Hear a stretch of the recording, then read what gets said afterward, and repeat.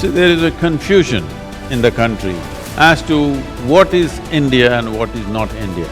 इसलिए एग्रेसिव हूँ कि जम्मू एंड कश्मीर के POK को आप भारत का हिस्सा नहीं मानते हो क्या? एग्रेसिव ना हो, जान दे देंगे इसके लिए।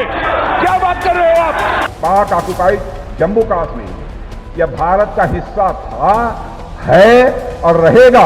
हम इसको मानते रहेंगे बहनों भाइयों से, हम कभी भूलेंगे नहीं। You must settle this. If you don't settle this, these fights will go on endlessly. How many lives have been lost on both sides? For how long you want to do this? We must decide. Right now, you need to strengthen the sovereignty of the nation, and most countries are becoming like this, particularly United States has taken to this, and India is going that way. Then opening up the borders will work. Otherwise, when the disparity is too heavy, if you open it up, there'll be chaos and inevitable conflict. This is why I said,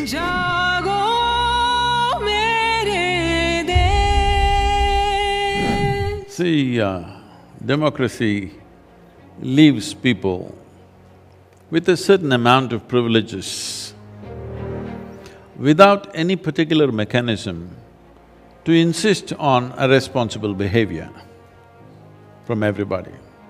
So a whole lot of people misuse these privileges in different ways. Don't take that as the standard. That's not how most people are. Anyway, about whether the leaders represent people or not, the argument generally is, well, only 60% of the people voted. Out of that, the present leader got only 31%, so how can he be the nation's leader? Well, what the hell are the remaining 40% of the people doing? When they have not voted, they have no rights to comment either. So if it matters to you, you must stand up and vote, it's a privilege, you must exercise that. See, the important thing is if democracy has to work, the feudalistic mindset has to go, in the sense, if even one family votes as one unit, then it's not democracy.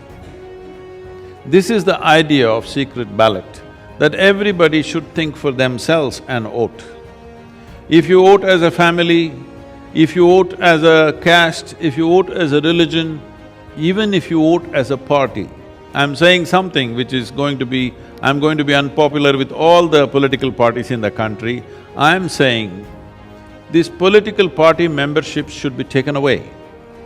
There should be no such thing, because I see, particularly in United States, if you ask somebody, he says, I'm a Republican. Why? My father was a Republican, my grandfather was a Republican. So your vote is already decided. This is a feudalistic way of existence. Where is the democracy in this? We are getting there also rapidly. In our country, it was not like that in the beginning, but now we are getting there very rapidly. I feel this political membership should not be there. There should be a limit. If they need that many people, maybe 500 people, 1,000 people to run their party, that many people can be the members. Public should not be members because they're pre-committed, which is not a good thing. Every time when the election comes, you must evaluate what's happened in the last 5 years, is it worthwhile, whether we should give them another chance or not, is something that each individual should decide. If you decide as a mass, either because of your party membership or because of your religious affiliation or because you belong to a caste or whatever, then there is no democracy as such, it is just feudalism in the name of democracy. And most countries are becoming like this, particularly United States has taken to this, and India is going that way. I think if we want a course correction, we are talking about voting beyond religion and caste, but what about the party? Party has become the new religion. It's important that there should be no memberships. People should decide just before the election who they want to vote for. Otherwise, we will subvert the democratic process. I saw a message this morning which appeared to be your tweet. In the age of fake news, we don't know whether it was your tweet or not.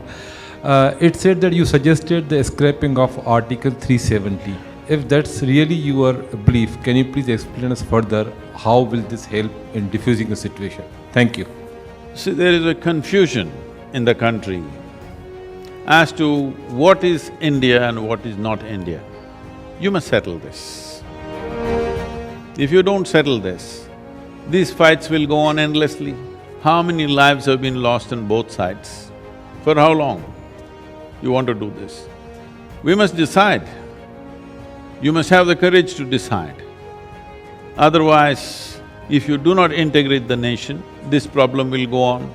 This confusion, in the new generation that is there also, there is confusion whether I belong to this nation or do not belong to this nation, because different people are campaigning in different ways. So I'm only talking about anything and everything which is coming in the way of integrating the nation must be removed.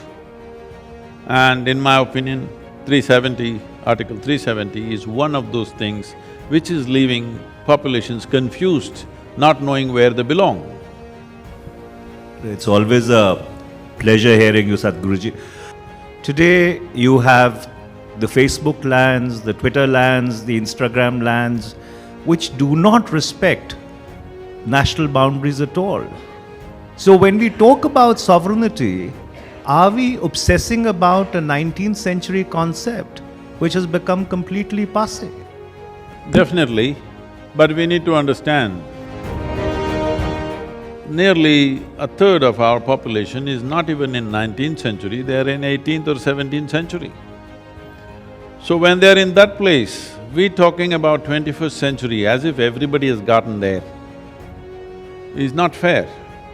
Right now, you need to strengthen the sovereignty of the nation because you cannot address the people without strengthening that. When populations come to a certain level of well-being, definitely we have to loosen this sovereignty. We must understand this. This making of a nation is at different levels of evolution for a society. Unfortunately, within the first 25-30 years, if we had become a developed nation, we would be talking a different language. I would be definitely speaking a different language. But my engagement, 70% of my work is in rural India, and what 21st century are we talking about? 21st century we talk only when we come to Bangalore, Mumbai, somewhere. When we are in the villages, we are talking 18th century talk. That's the condition where they are. So, somewhere, if we are not able to take 100% of the nation's population at once, but little upgradation of at least basic nourishment must happen before we talk about bigger ideas of loosening the borders. First of all, India, Bangladesh, Pakistan, Nepal, Sri Lanka, reasonably, if they're economically in some kind of similarity, then opening up the borders will work. Otherwise, when the disparity is too heavy, if you open it up, there'll be chaos and inevitable conflict. This is why I said, if economic borders are loosened, political borders are tightened but economic borders are loosened for some time, without scaling up the economy, without increasing the size of the economy, there are really no solutions. Because a small pie, whichever way you break it, it's not going to work. We need to increase the size of the pie. Once the size of the economy is large enough, and for it to become large enough, these nations need to function as one, as economic unit at least. At least there is some kind of loose union of doing our economics together, then we can talk about loosening of the sovereignty of the nation itself.